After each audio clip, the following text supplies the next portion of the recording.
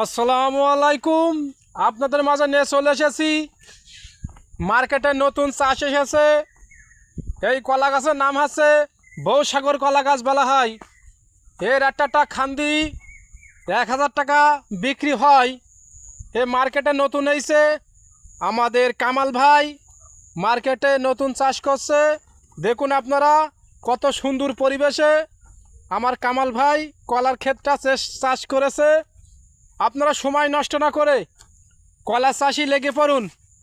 কলায় কিন্তু কৃষকরা এখন লাভবান হতে পারছে। প্রতিটা জেলায় কিন্তু উৎপাদন হয়েছে কলা চাষ করে কিন্তু এখন সবাই লাভবান হতে পারছে। দেখুন আপনারা কত সুন্দর পরিবেশে কলা চাষ করা হচ্ছে।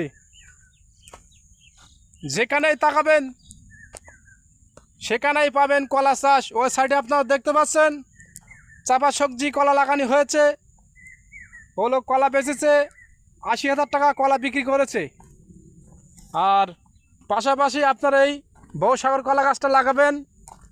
এই মার্কেটে নতুন আইছে।